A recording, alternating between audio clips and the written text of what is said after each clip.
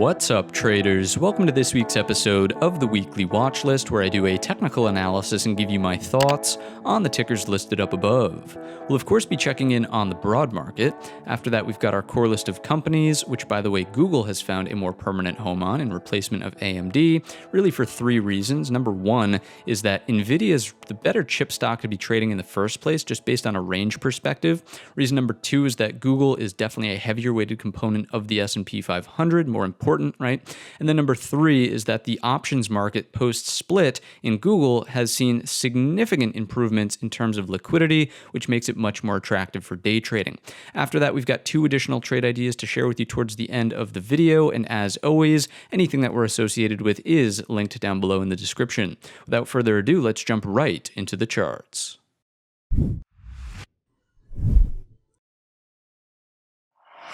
So kicking things off on the SPY weekly time frame, talking about candle structure and location as we always do. For structure this week, we certainly don't have a hammer candle, but I also wouldn't classify it as an indecisive doji. So let's just take it at face value and call it for what it is. We do have a sizable lower wick here, which would implicate that the buyers did step up at the lows and pushed prices to the open. It's a green bar, so we know that they pushed prices through the open for a close towards the upper third. Certainly not at the top of the weekly range, which would bring into view the next point of the structure here, which is the upper wick, right? So there was some pullback that occurred towards the latter half, obviously the Friday session, causing that upper wick. So not as bullish as it could have been, but definitely more bullish than bearish, no doubt about that.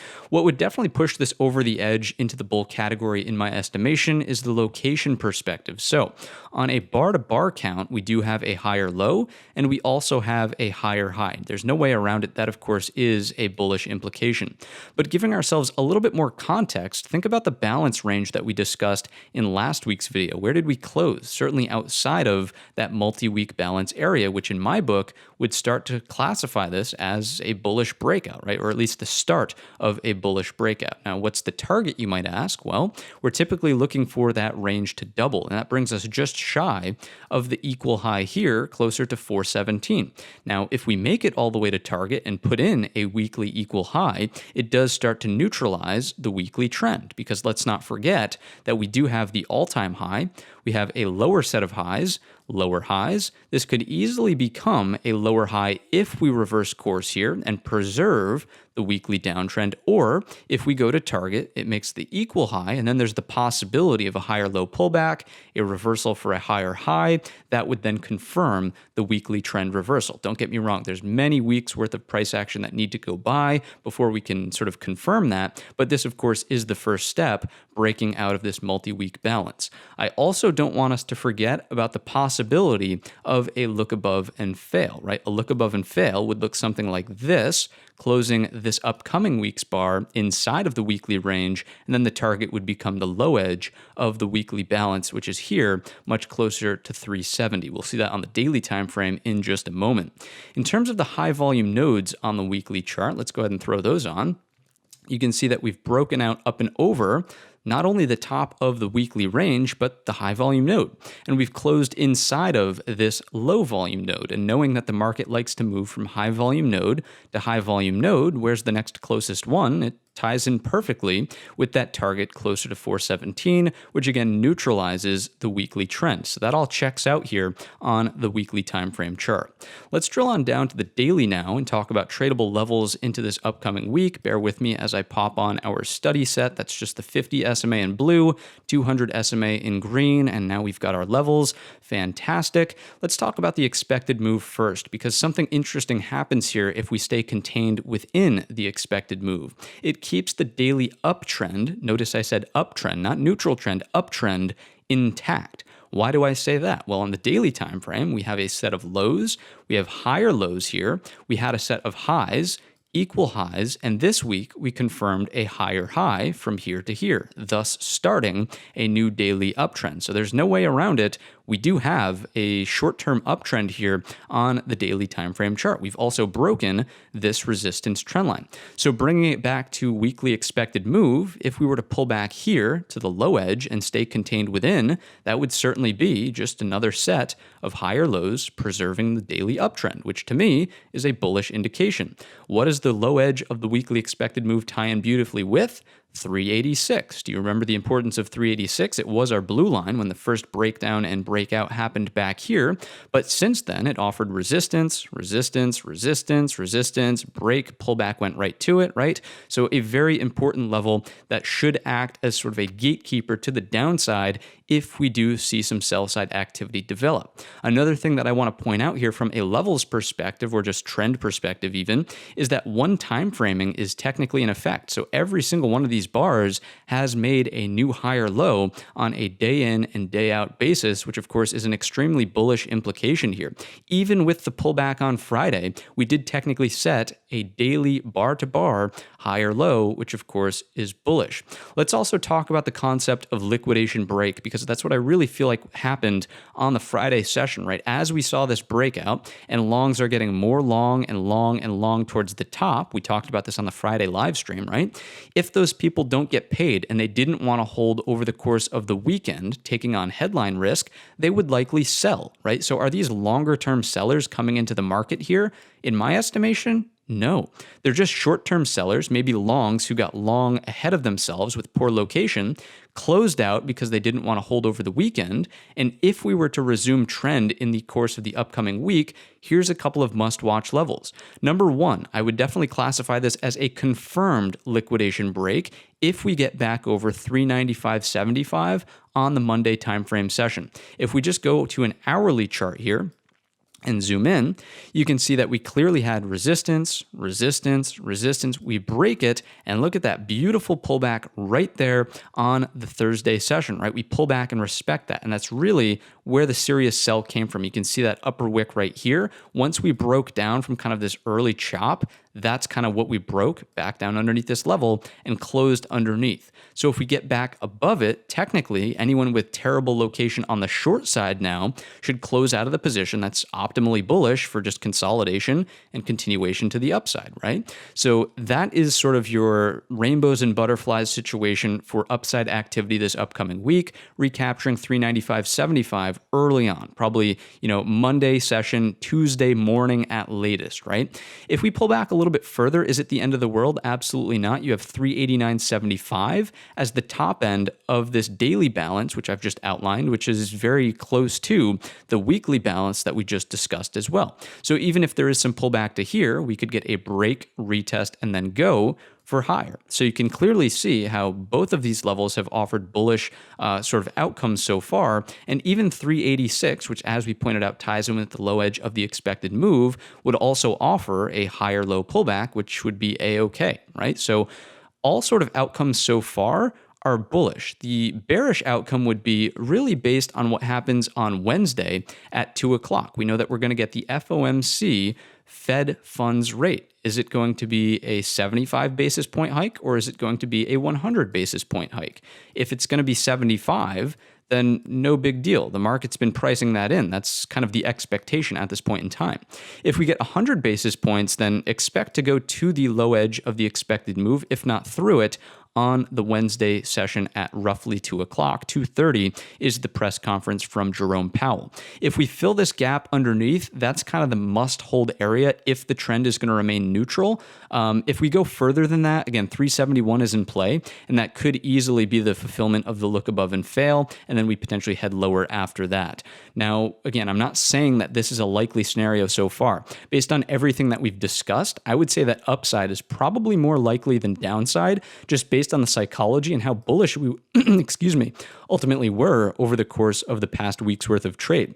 If we go ahead and throw on our Fibonacci's, because this is the final thing we'll look at before getting into the sectors, if we come from here, the top of the breakdown to the low end, notice that we've flirted with recapturing the 61.8. As we know, the more time that we spend above there, the dramatically increased odds are that we go to the 100% retracement. So far, so good. We're starting to spend some time above that 61.8. The other Fibonacci perspective that we should look at is from here to here, if this is truly going to be quote unquote the high of this overall move, look at where your 38.2 is. Would it not be reasonable for a pullback to go to 386, remain bullish, put in some sort of consolidation, and then continue on higher, right? So to me, no matter how you slice the cake, there are many more things stacking up on the bullish side as opposed to the bearish side as of right now. Some targets to the upside, if we just get continuation straight out of the gates, would be filling the remainder of this gap from in here.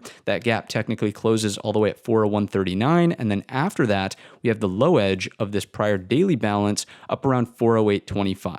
So that's what I've got for you in terms of our SPY daily levels. Let's go ahead and take a look through the behind the scenes look at the sectors, the internals, the market profile, all that good stuff. So XLU is up first on the chopping block, lightweight sector. I know it's late. We're not going to spend too much time on this. Sideways, not a major red flag for the marketplace. This is D for defensive. The more this just goes sideways and is not leading the charge to the upside, the better it sort of looks, right? Fine for the market, no red flags.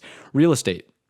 Same look, right? Defensive in nature, lightweight sector as well, really, really lightweight sector. It's technically breaking out of this balance area right here, but we did print an inverted hammer, which is a bearish, actually it's more of a spinning top doji on the Friday session, which really isn't that strong of an indication to the upside. So this also does not strike me as a red flag.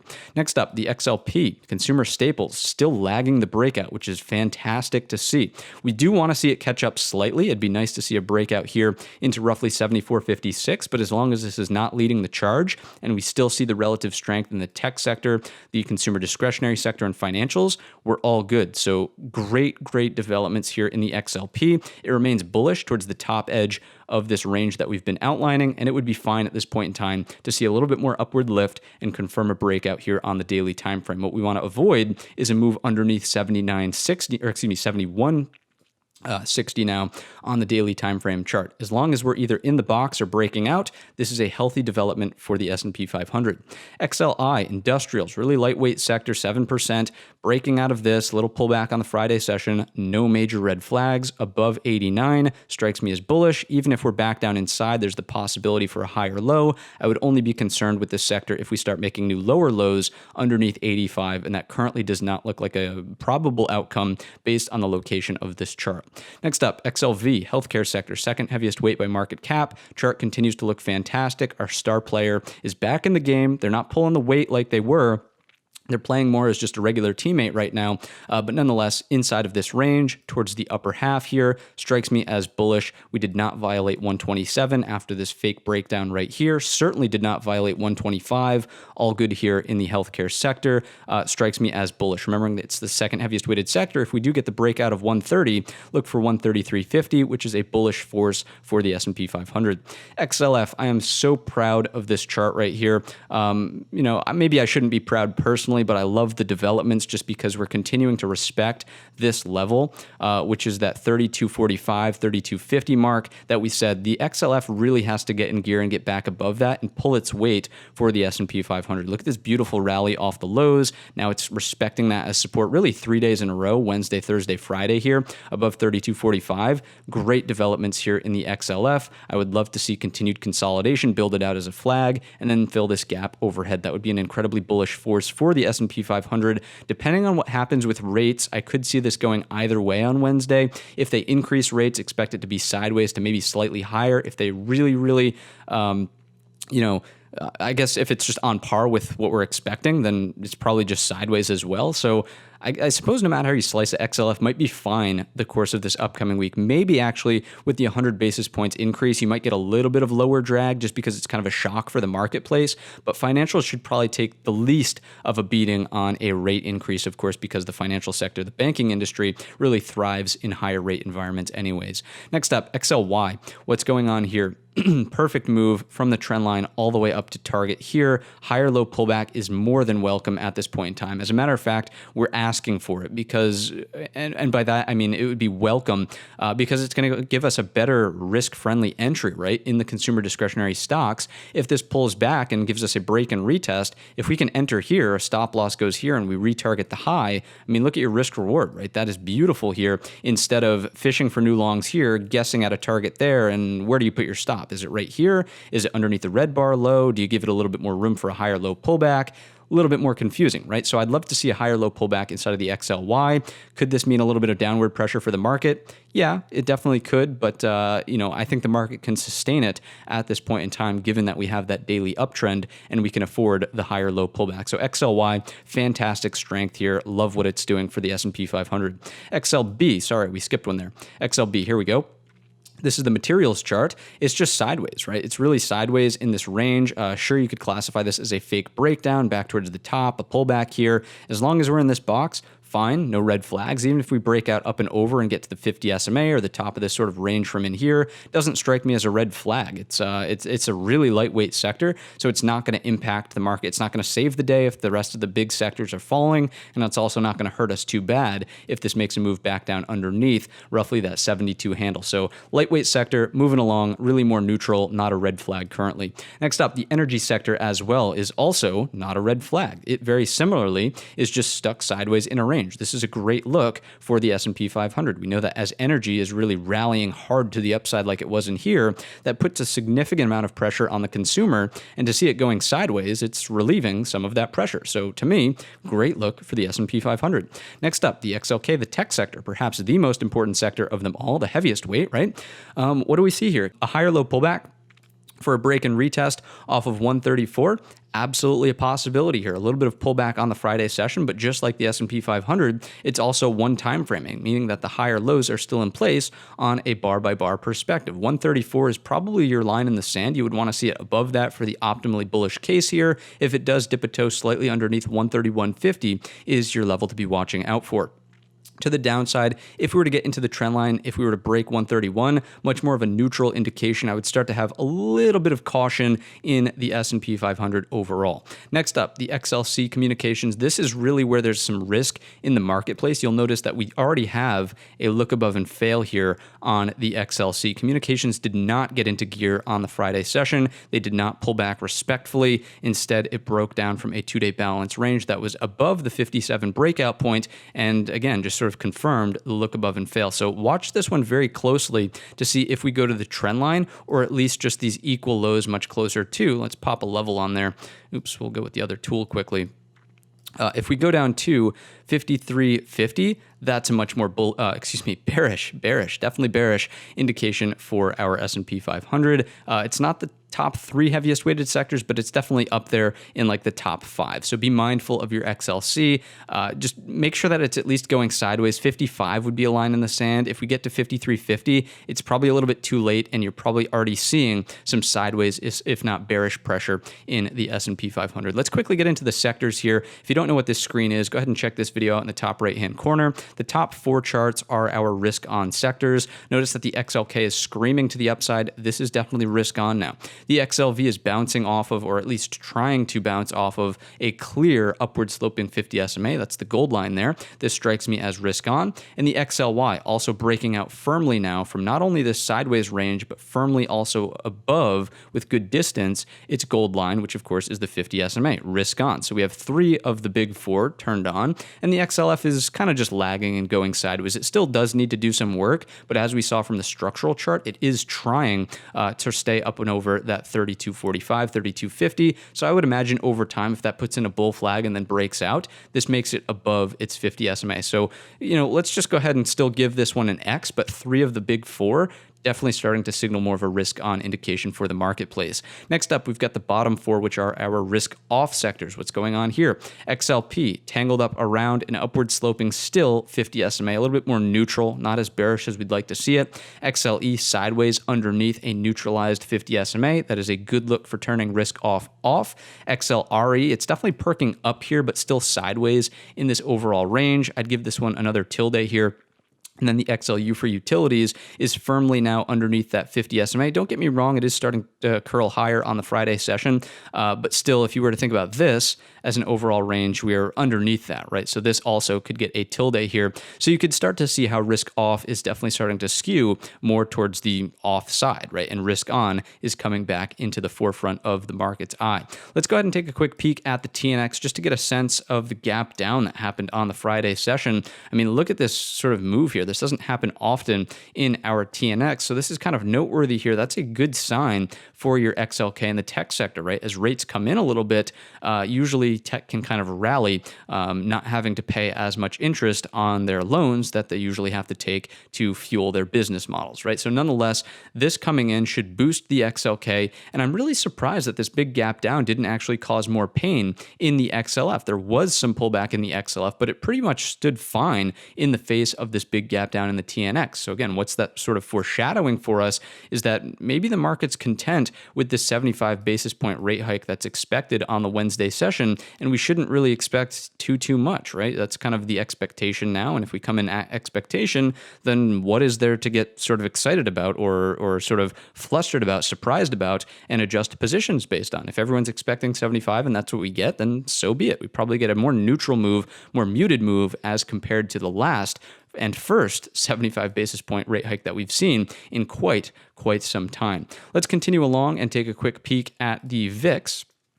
So that, of course, is our fear index, volatility index. We're finally more firmly outside of the box of wickedness. Here it is. We're underneath that 24 handle, which was support, kind of support in here, a little bit higher.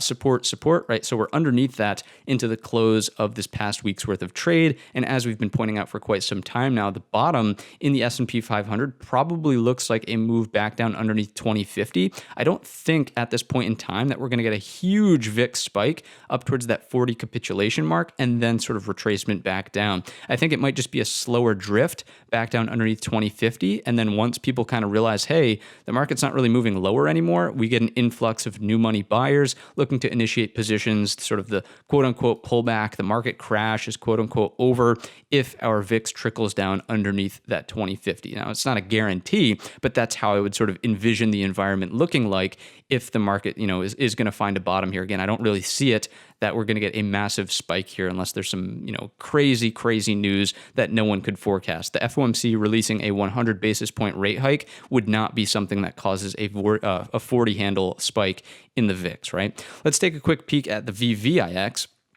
which is, of course, one step behind the scenes here in the volatility index. And this is still just indicating that no one's really hedging in the VIX. No one's buying VIX calls. No one's buying SPY puts. And, maybe if we do get the 100 basis point rate hike on Wednesday, this perks up a little bit, but still probably not enough to give us a big 40 read in the VIX itself. Let's get on over to the internals now and just sort of talk about what happened into the close of the week. If you don't know this screen, again, I've got a video for you in the top right-hand corner. I just want to focus on, and maybe this is a takeaway, a learning point for the video. Notice how as the market's rallying off of these lows, right, the internals are dwindling each time, right? Each time we get a little bit of a weaker read. So here we are nice and strong on Tuesday, a little bit weaker on Wednesday, Thursday rallying from the lows and then, falling apart on Friday. It's just indicating that the market's running out of steam. It's not necessarily a bearish indication. It's just telling us that, the buyers put on quite the show off of these lows, and now they're losing a little bit of the momentum. Is that completely fine? Do they need to catch their breath? Can there be a higher low pullback? Absolutely, right? Absolutely. So I wouldn't read into this as a bearish takeaway. Notice even that on the Friday session, it's not like, usually we're looking at 300 million marks as significant reads. We just barely got to, let's just give it the benefit of the doubt, the extra, what would it be, 30 million there. We just barely got there in the volume read on the Friday session. The advanced decliner on Friday, it was not pegged down below in trend zone underneath 1500. And on the tick, we even had a positive build early on in the session on the cumulative, right? Sure, it did end out negative, but it's not like we had the opposite of what we saw on the Tuesday session with just a nasty straight down read throughout the entirety of the day. So again, this is sort of, to me, at least indicating much more firmly that this is really liquidation break. Longs who got overly long up towards the top with poor location and didn't want to hold over the weekend liquidated, causing this sell. And it wasn't new money sellers coming in to short the market at these new highs up here. So that is the internals. Let's go ahead and take a quick peek at the market profile to round out the S&P 500. Then we'll continue along here. Some bearish takeaways from the market profile. Believe it or not here, value was overlapping to slightly slightly lower. So notice that Thursday to Friday, slightly lower, but more importantly, your point of control definitely, definitively moved lower with price, right? So it did migrate lower throughout the course of the day, and we were also left with a poor low. Notice that we have J and K period back to back there without any excess at the lows. This is good excess at the highs. We do not have any excess at the lows. If we were to revisit this area, you should expect a short through that to probably come back down and target, I would at least be looking for this kind of area around here, 39.20, just because we have a mechanical level, so a regular trading hours low, a pre-market low, and also single prints at that area. So 39.20 could be an interesting target on the breakdown of Friday's low for continued pullback. And again, that's just a couple of bearish data points in the face of all of the bullish things we've discussed so far throughout the course of today's video. Let's round out the broad market with the QQQ and IWM for the Russell 2000 and small caps. What's going on in the Nasdaq 100? Very similar look to the S&P 500. Notice that our weekly expected move, keeps us in an uptrend as well. So this one clearly has much better defined higher lows already. We've broken out of the pattern. We put in a new higher high. If we pull back to the low edge of the weekly expected move, 290.75, we're all good. We're all good. It's going to put in another daily higher low, and there's the possibility for reversal off of that to continue the daily uptrend. A couple of levels that I would want you to have in mind before we were to even get there. Number one is the two-day balance lows here around $300.35 on an hourly time frame chart. You can probably see this much more clearly. You can see breakout, retest for support, and that's exactly where we supported on the Friday afternoon session. I would want to see $300.35 hold to be optimally bullish and look for an immediate sort of reversal. If we were to break down underneath that, 296 is your number based on a break and retest from the ascending triangle pattern, right? Break, retest, and then potentially higher after that, with, again, the possibility of 290.75 being the saving grace if there's further breakdown throughout the course of the week. But all of the implications so far would say that this is probably a more likely scenario as opposed to going all the way to 290.75. So that's what I've got for you on downside levels. If we do get that optimal consolidation and then a breakout, we're looking for the top end of this prior daily balance around 311. Now, one thing that might make this area tricky is that this is all overhead supply, right? So anyone who got long here expecting this bull flag from in the past to break out and is still holding might take this trade off for a break even, saying, you know what, I had to hold this thing for, a month and a half or so. I'm just not willing to continue to hold this. I want to maybe reposition once we get a firmer footing in the marketplace. If they take it off for break even, they're turning into sellers in this general area, which might mean that we just consolidate here again towards and kind of in between this 304 and 311 area. So just be mindful of that we are moving into thick overhead supply based on this prior section of congestion right here. But 311 would ultimately be the number, also coinciding with the top end of the weekly expected move. IWM Russell 2000 and the small caps, what's going on here?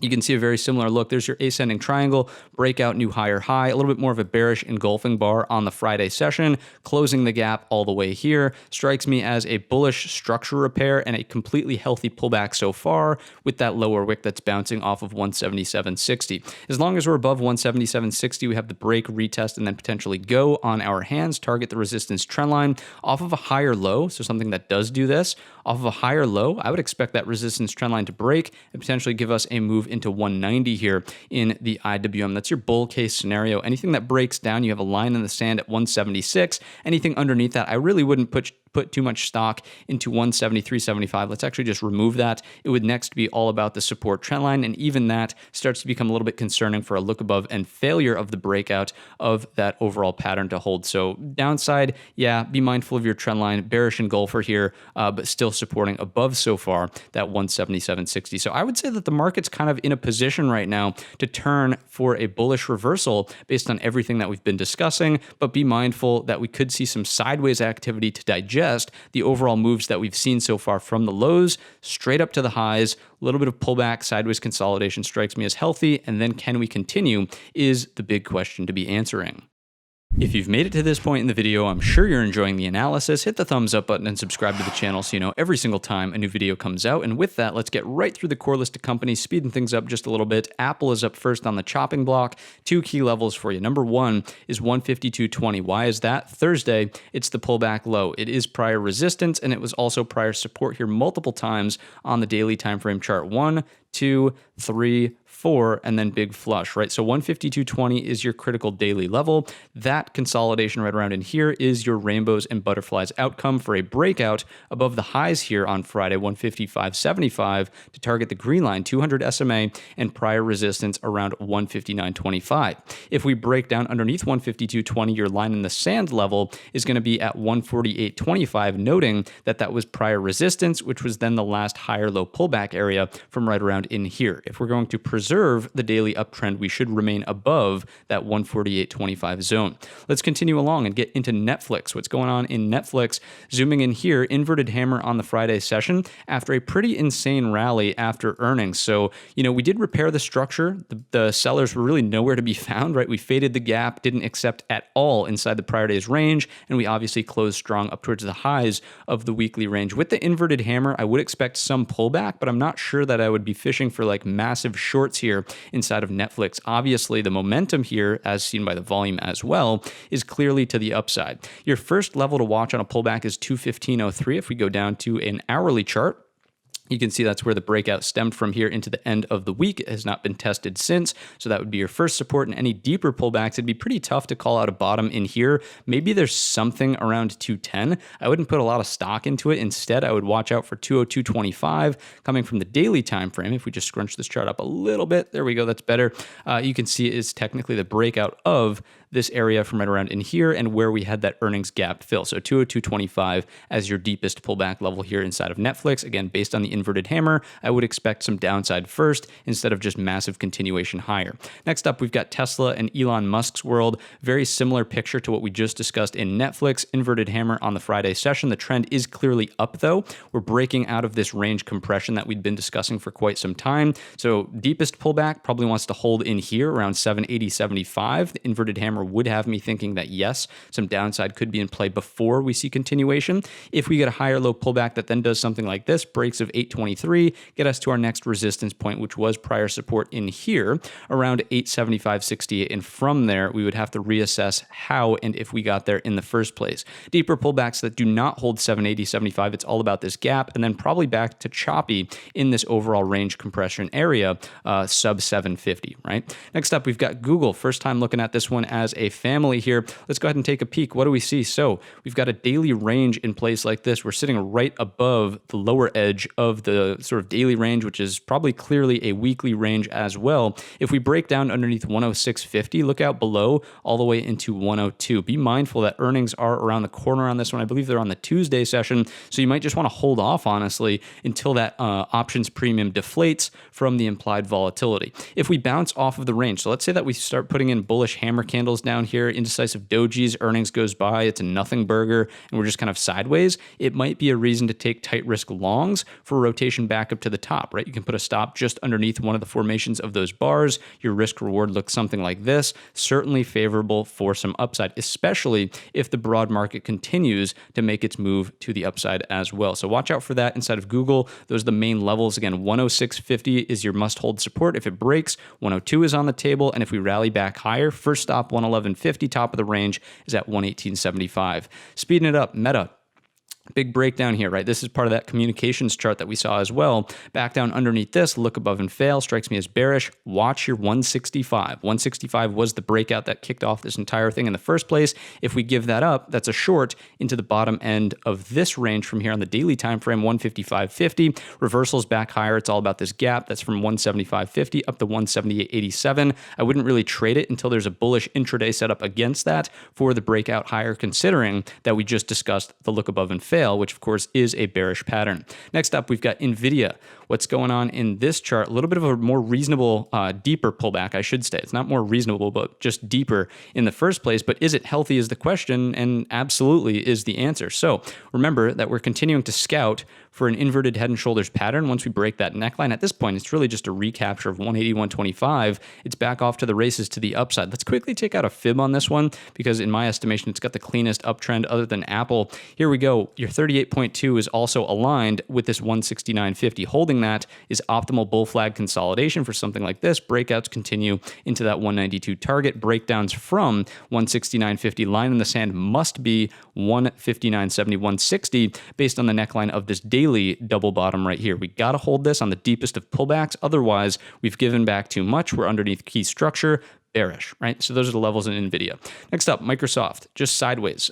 This one does have a trend line that would look like that. That's going to be your breakout point. So consolidation and then a break. You're either looking for the trend line to give or 267.25 and your target's in here, 273.50. After that, the range really opens up into this next sort of breakdown area around a 285.75. As of right now, this is really more neutral, slightly bullish because the 3-day range is above the prior 3-day range. But notice that we're right at the inflection point here around 260.25. So nothing to really do until we either take out the top end of the range or that resistance trend line that we just had drawn in, or the bottom end, which I would kind of be neutral in this overall chop zone and say, okay, what's the reaction at 250, and then reassess from there. Is it going to hammer out and put in something that looks like this, long off the bottom, tight risk, target the top, or is it going to break down firmly with a big red bodied bar? And can we start to target, sort of in here around that 242.50-ish zone, right? So watch that as an inflection point, 250. Last but not least, the mini beast, we've got Amazon here pulling back off the top. Excuse me, a little bit more similar to NVIDIA, not quite a double bottom, not quite an inverted head and shoulders, but nonetheless a clean uptrend forming here. Let's take out the fib. There we go. From here to here, notice your 38.2 is fairly close to that 117. That's the must-hold pullback level on a breakdown of the 2-day balance range. Boom, hold that. You get a break and retest of this level, right? For trend continuation, if we fail 117, much more bearish on the look above and fail. Target should technically be here around 107, and we're still carrying forward that 102.61 from here is still a very bearish flush point. Earnings around the corner on this one, but be mindful early on this week at least for something that could potentially come into 117 for a reversal back higher off of that. Continuation immediately, so consolidation, then boom, a breakout. So that's 121 here. Over 125.25 gets you to the bottom of the earnings gap down from 2 cycles ago. In here, right? That's 130.78 up to 140.31. So that's the core list of companies. 2 quick trade ideas for you. Let's go.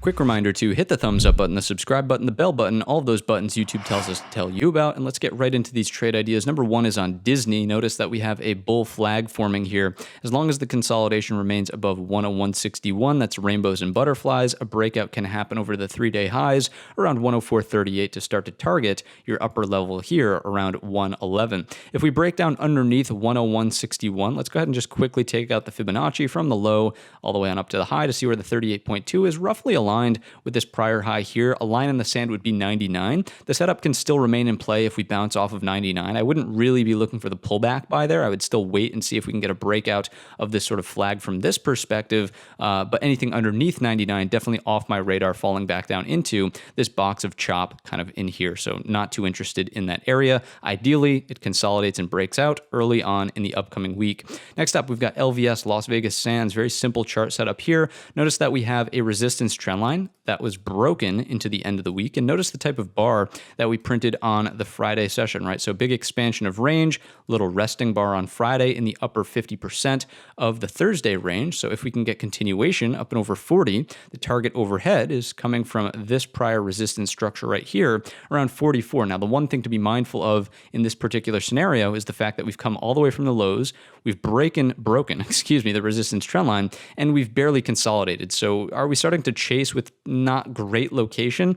Yeah, but I would say because we have a 3-bar play, basically you get 1 trend bar, 2 resting bar, 3 would be the breakout bar. You can put a stop loss just kind of underneath bar 2 if we get continuation into the 44. That's obviously a very, very favorable risk reward profile. I would start to move that to break even as soon as possible if the breakout happens earlier as opposed to later. Just like what we did with Disney, we'll take out the fibs from the lows up to the highs. The play can still be in play, if you will, as long as the 38.2 holds around 36.49. It just would be harder to trade if it breaks down and takes a while to consolidate out and eventually figure out how to get back up towards that breakout level around 40. So those are the 2 ideas I've got for you. If you enjoyed the video today or learned anything new, let me know in the comment section or by giving the video a thumbs up. Don't forget that we will be live at 8:30 on the Monday morning session, and I hope to see you there. I wish you all a green trading week.